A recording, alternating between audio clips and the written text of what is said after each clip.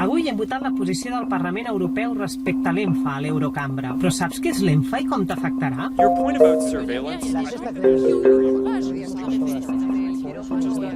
És una nova legislació que regularà el panorama mediàtic de la Unió Europea i pretén garantir la protecció de la llibertat, el pluralisme, la diversitat i la transparència dels mitjans per garantir també la democràcia. Un dels objectius és lluitar contra la concentració de la propietat dels mitjans. Sabies que només 3 grups empresarials controlen el 75% del sector dels mitjans a l'estat espanyol? Altres Media, Mediaset i Ràdio Televisió Espanyola. O que a Hongria hi ha 500 mitjans amb un sol propietari, que és l'Estat.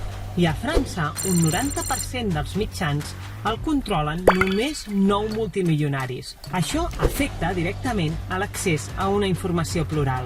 En aquest sentit, a proposta dels Verds ALE, hem introduït una restricció que prohibirà la propietat dels mitjans per a polítics de primer nivell, com era el cas, per exemple, de Berlusconi, qui controlava diversos canals de televisió a Itàlia, i a Espanya a través del seu grup Mediaset, així com Mondadori, la principal editorial de revistes de la península.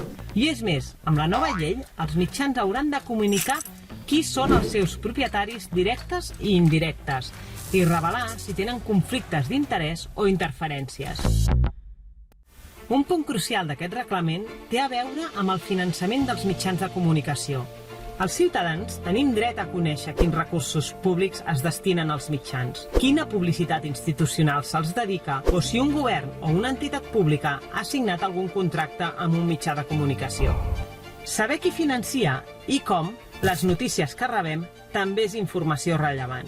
Per això, amb l'ENFA protegirem els mitjans públics, harmonitzant mesures que els faci sostenibles, resilients i que ens ajudin a blindar-los de la ingerència política. Perquè els mitjans públics són un servei públic. T'has fixat mai que en la majoria dels comandaments a distància porten incorporat botons de certes plataformes com Netflix i sempre són les mateixes?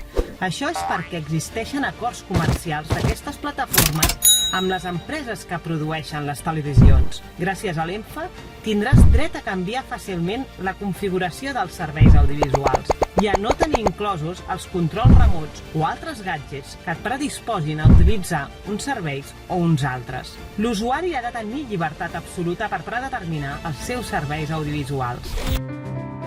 Finalment, però no menys important, cal recordar que a Europa continuen havent-hi greus atacs a periodistes. Ho hem vist recentment a Marianne Labrune a França o amb Caruana Galizia a Malta, passant per Hongria i Polònia, on directament els governs utilitzen Pegasus per espiar els periodistes crítics amb l'Estat. Amb l'ENFA volem protegir els periodistes i les seves fonts i comunicacions. Només en el cas de delictes greus i amb una ordre judicial hauran de revelar-les. Cap article o notícia pot ser fruit de pressions polítiques o de pressions internes.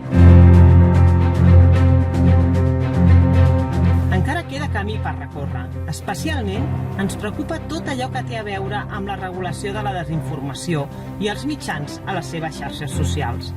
Però hem avançat moltíssim i ara mateix anticipem que l'ENFA tindrà un gran impacte tant pels mitjans com per tu, com pel públic, que tindrà accés a informació més lliure, plural i transparent. Tu consumeixes, tu decideixes.